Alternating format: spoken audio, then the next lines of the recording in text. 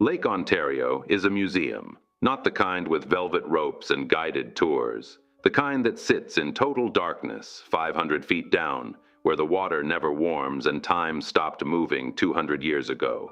Over 200 ships are down there, warships, schooners, steamers, barges, each one a time capsule, each one holding a story that never got finished.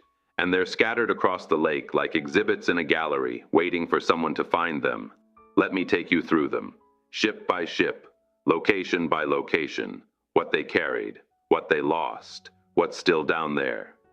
The HMS Ontario sits off the southern shore near Rochester, resting in over 500 feet of water.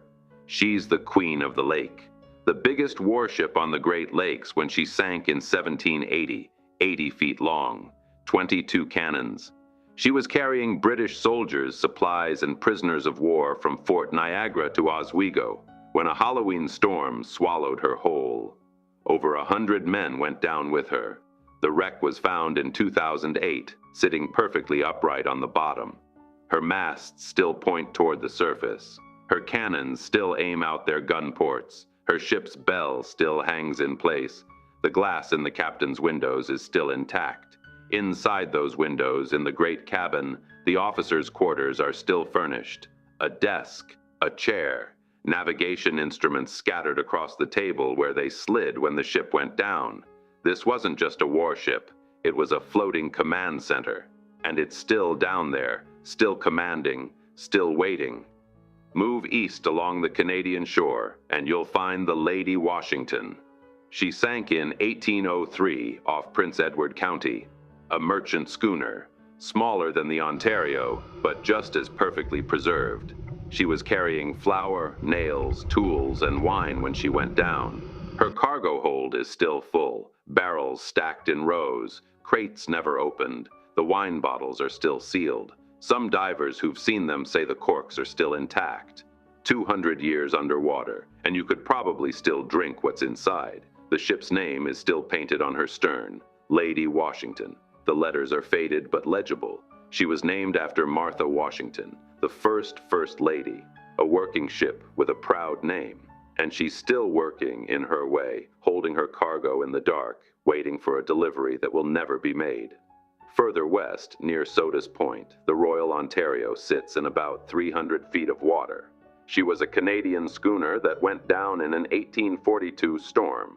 Her crew fought the waves for hours before the hull finally gave way. Most of them made it to the lifeboat. One didn't. The sailor in the crew quarters. The one divers found still wearing his boots and belt and wool coat. He sits in the corner with his hands folded in his lap. He didn't panic. He didn't struggle.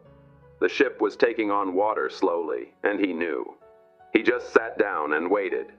Around him, the crew quarters are still intact. Bunks with blankets still folded, a clay pipe on a shelf, a tin cup with initials scratched into the bottom. Someone loved that cup. Someone drank from it every day, and now it sits in the silent dark, waiting. The St. Peter is a steamer that sank in 1898 off Oswego.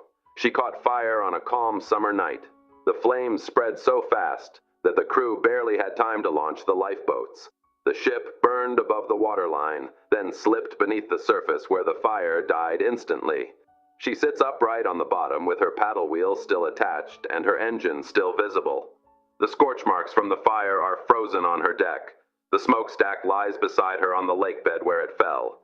Inside the hull, the cargo hold is full of coal. Tons of it. Fuel for a journey that ended in flames. The St. Peter is a snapshot of the Industrial Revolution. Steam power, paddle wheels, the transition from sail to engine, all of it preserved in cold, dark water. Near the Niagara River, where Lake Ontario flows toward the falls, the Zebra rests in about 200 feet of water. She was a Canadian schooner carrying potash when she went down in 1818.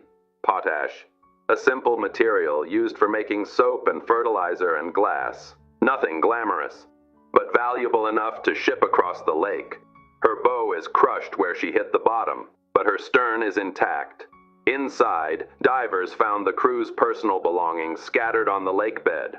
A pocket watch with its hands frozen, a clay pipe, a leather shoe, A brass button from a coat, the small things, the human things, the items that turn a shipwreck from a historical site into a grave. Then there are the ships we haven't found yet, the ones still hiding.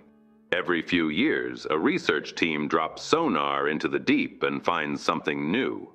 A shape on the bottom that wasn't mapped before, a shadow in the dark. The lake is over 800 feet deep in places. The bottom is vast and uneven and dark. Ships could be sitting in trenches no one has scanned, covered in a thin layer of sediment, waiting. There's rumored to be a French fur trading vessel down there from the 1670s, predating the Ontario by 100 years. If it exists, it would be the oldest shipwreck on the Great Lakes, carrying beaver pelts and trade goods from a time when this continent was still mostly wilderness. No one has found it yet, but the lake is patient. The lake keeps its secrets until it's ready to reveal them. Somewhere near the middle of the lake, in the deepest water, there's said to be a schooner that went down with a cargo of whiskey. Barrels and barrels of it, aged in oak, still sealed, still waiting. If anyone ever finds that wreck, they'll have discovered the most exclusive whiskey collection on Earth. 200 years aged in the dark at 39 degrees.